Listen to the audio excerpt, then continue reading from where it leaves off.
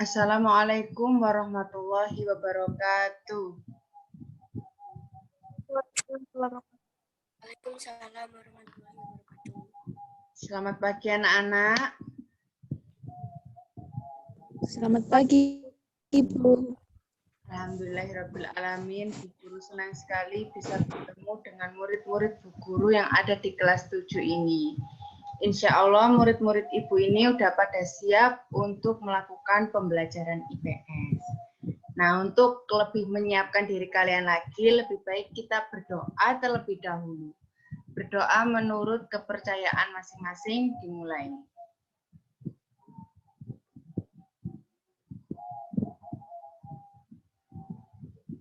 Berdoa selesai. Baik anak-anak, Bu Guru mau absen terlebih dahulu ya.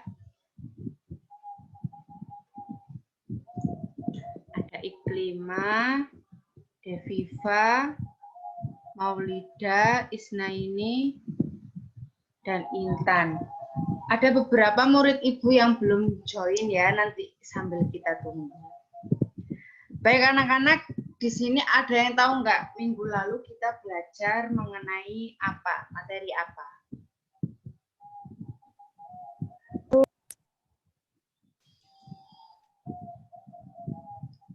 Iya, Bu. Oh iya, Mbak Maulida, monggo.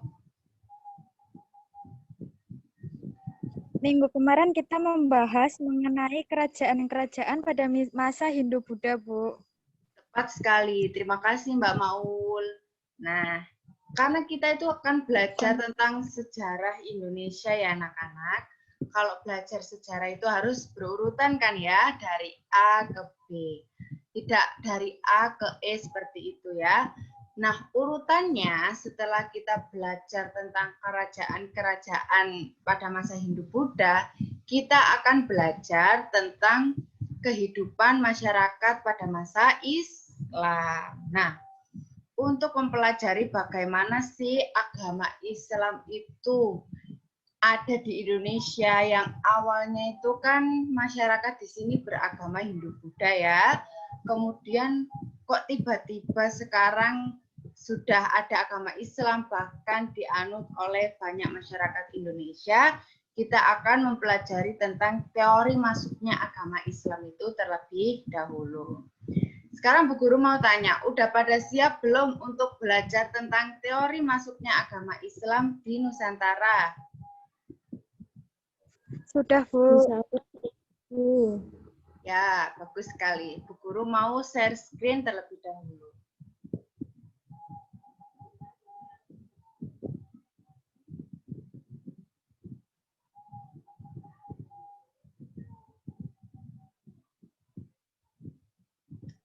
Sudah terlihat anak-anak? Sudah. Sudah, Bu. Ya, ya. Nah, teori masuknya Islam ke Nusantara.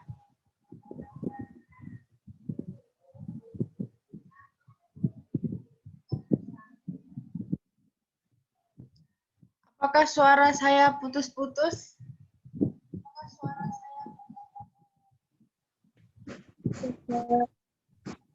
Oke. Tidak, Bu. Ya, baik. Nah, coba tahukah kalian jika Indonesia adalah negara dengan penduduk beragama Islam terbanyak di dunia? Silakan yang udah tahu bisa unmute.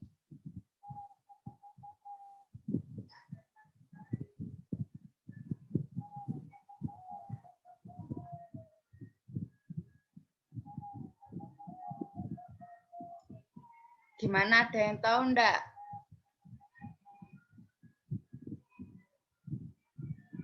Oke, kalau belum, Indonesia itu emang negara dengan penduduk beragama Islam terbanyak di dunia, anak-anak. Nah, pastinya kan kalian akan bertanya-tanya.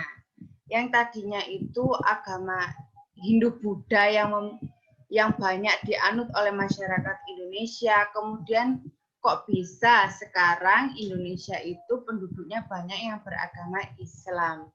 Nah, bagaimana ceritanya awal mulanya? Untuk kita tahu ceritanya, kita harus tahu awalnya terlebih dahulu tentang teori masuknya Islam di Indonesia.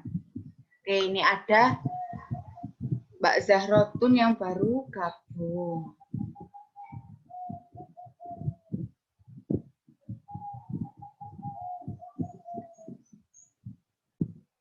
Nah, ini ada datanya ya anak-anak mengenai bukti bahwasanya Islam itu, mohon maaf, Indonesia itu adalah negara dengan penduduk beragama Islam terbesar di dunia.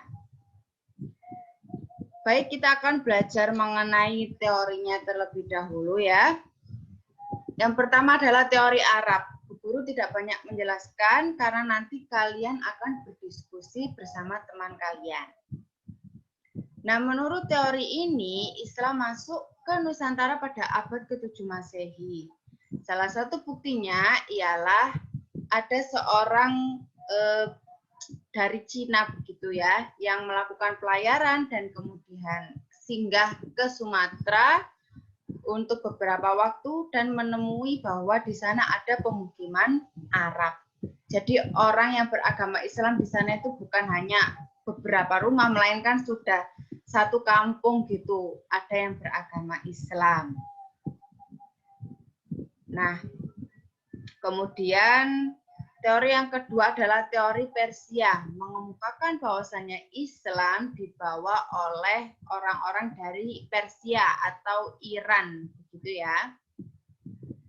Teori ini mengungkapkan bahwasannya Islam masuk ke Indonesia pada abad ke-13 Masehi, lebih lama ya dari yang teori pertama tadi. Buktinya adalah adanya kesamaan budaya sih, seperti ajaran agama Islam yang berbau mistis, kemudian ada tradisi yang sama dengan tradisi di Indonesia dengan di Persia sana. Salah satunya adalah peringatan 10 Muharram itu tadi. Jadi ada yang beranggapan bahwasanya oh Islam itu dibawa dari Persia. Orang-orang sufi dari Persia itu melakukan misi penyebaran agama Islam dan salah satunya ke Nusantara. Nah, kita udah sampai ke teori ketiga, yakni teori Gujarat yang menyatakan bahwa Islam itu dibawa dari masyarakat India melalui perdagangan. Nah, sama seperti teori sebelumnya, abad ke-13 Masehi ini dianggap sebagai awal mula Islam masuk ke Indonesia. Buktinya berupa bukti arkeologis, yakni kesamaan batu nisan yang ada di Sumatera, di Pasai ya, dan juga di Gresik dengan batu nisan yang ada di India. Jadi orang-orang banyak yang berpikiran bahwasanya oh terjadi ekspor impor batu nisan itu tadi. Nah, kalau ada batu nisan yang bernuansa Islam di Gresik dan Pasai, berarti kan ada orang Islam yang meninggal dimakamkan dengan batu nisan yang diekspor dari India itu tadi, Gujarat. Baik anak-anak, Bu Guru cukupkan materinya, Bu Guru stop share screen.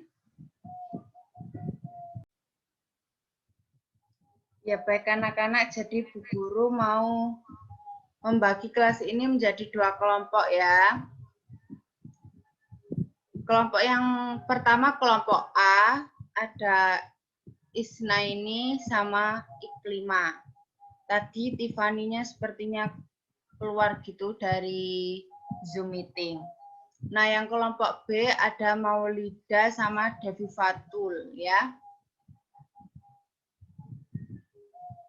Nah, anak-anak yang harus kalian didiskusikan dengan kelompok kalian adalah coba cari di antara ketiga teori yang telah kalian pelajari tadi, teori manakah yang menurut kelompok kalian itu paling mendekati kebenarannya.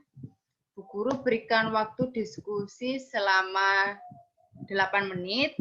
Kalau sudah nanti Bu Guru akan memandu jalannya diskusi siapa yang presentasi terlebih dahulu. Apakah anak-anak paham mengenai diskusi kali ini? Paham, Bu. Baik, silakan berdiskusi bersama kelompok kalian masing-masing. Baik anak-anak, bagaimana? Apakah diskusi dengan kelompoknya sudah selesai? Dari kelompok A mungkin.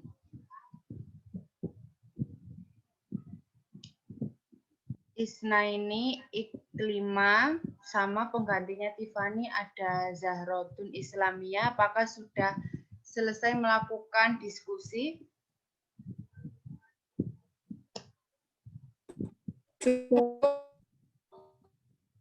Oke, kalau kelompok A sudah diskusinya, boleh mempresentasikan hasilnya terlebih dahulu.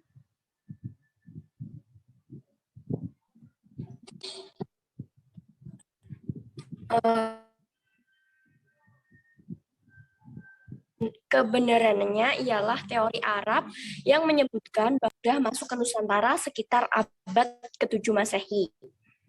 Alasannya bisa dibacakan oleh anggota kelompok yang lain.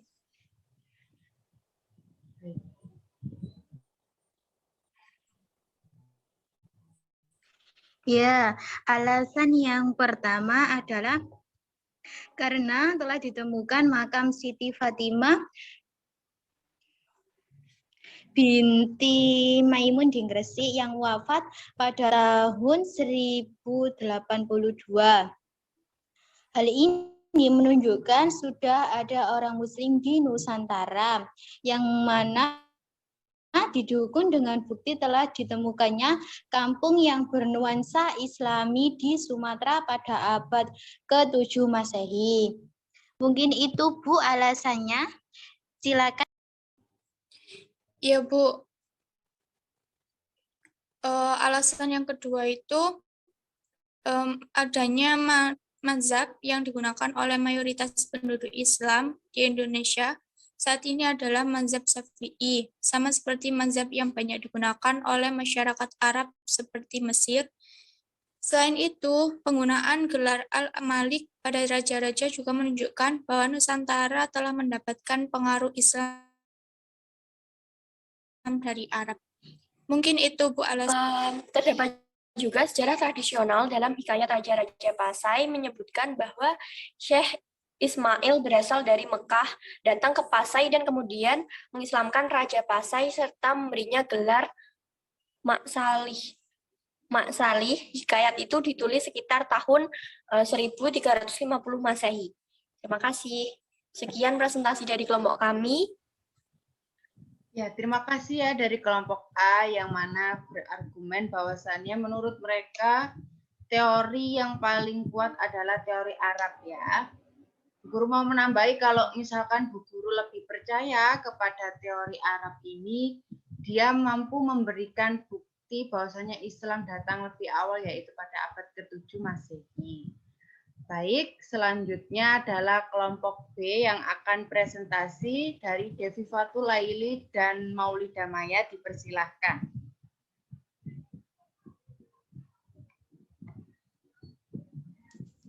Baik, Bu, izin mau mempresentasikan hasil diskusi dari kelompok B. Baik.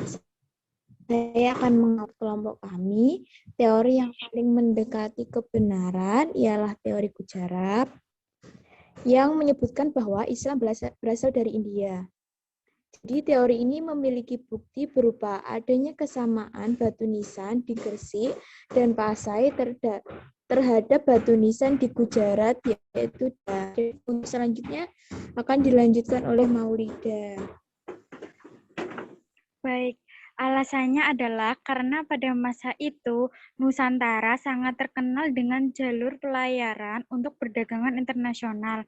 Banyak pedagang luar yang singgah ke Indonesia untuk beristirahat sekaligus menjual dagangannya, termasuk pedagang dari India.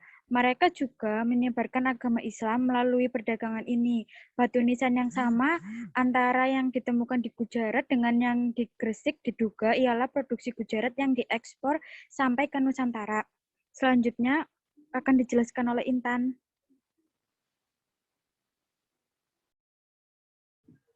Sepertinya Mbak Intan ini ada kesusahan sinyal, mungkin bisa dilanjutkan oleh anggota kelompok kalian. Baik, Bu, saya akan Baik, melanjutkan. akan saya. Oh, oke, Mbak Devi Fatul saja. Ya, terima kasih. Jadi alasan lain adalah karena Gujarat mendapatkan pengaruh Islam cukup besar dari negara-negara lain seperti Timur Tengah, sehingga ada kemungkinan bahwa penduduk Gujarat banyak beragama Islam dan mulai menyebarkannya ke Nusantara melalui perdagangan. Terima kasih. Baik, terima kasih kelompok B yang lebih memilih teori Gujarat ya. Karena jika dibaca-baca dari buku lainnya itu banyak juga yang percaya dengan teori Gujarat ini yang menyebutkan bahwasanya di Gujarat ini menjadi pusat perdagangan antar negara-negara lain, kemudian banyak juga pedagang itu yang beragama Islam berkumpul di sana. Baik anak-anak, terima kasih sudah melakukan diskusi bersama kelompoknya. Kalau kesimpulan yang dapat Ibu simpulkan mengenai teori ini adalah tidak ada teori yang paling, maksudnya tidak ada teori yang paling benar gitu. Karena bisa saja Islam itu datang di daerah A terlebih dahulu, kemudian daerah B terlebih dahulu, tapi tidak diketahui, tidak ada bukti-buktinya. Sehingga banyak orang yang memiliki teori masing-masing seperti itu tadi.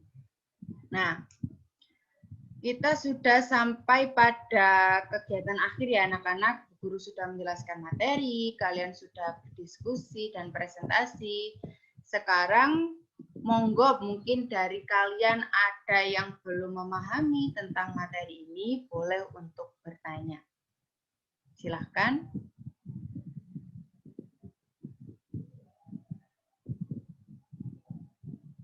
Ya, Mbak Devi Fatul boleh dipersilakan untuk bertanya.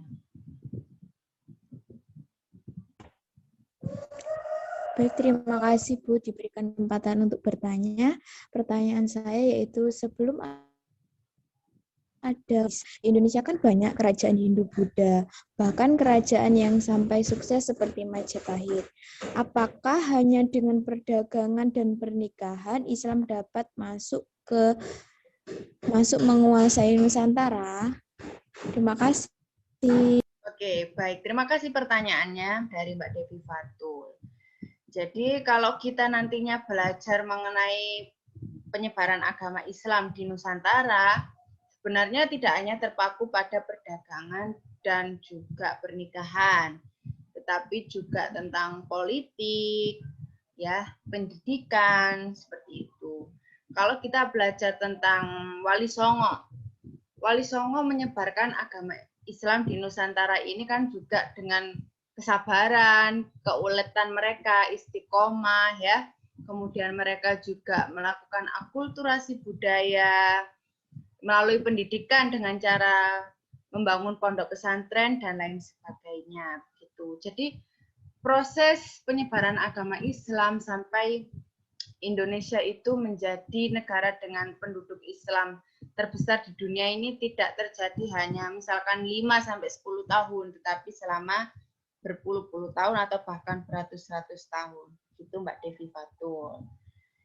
Ya baik anak-anak, kalau begitu tadi kesimpulan juga sudah Ibu sampaikan bahwasannya tidak ada teori yang paling benar karena bisa saja Islam itu datang di tempat A, tempat B yang ada di Nusantara ini tanpa ada bukti-buktinya. Baik, terima kasih sudah masuk sekolah, masuk Zoom pada hari ini. Semoga ilmunya bermanfaat ya untuk mempelajari materi-materi selanjutnya. Tidak ada yang bertanya lagi? Tidak, Bu. Oke, baik. Kalau begitu Bu Guru akhiri, kurang lebihnya mohon maaf. Wassalamualaikum warahmatullahi wabarakatuh. Waalaikumsalam Warahmatullahi wabarakatuh. warahmatullahi wabarakatuh. Iya.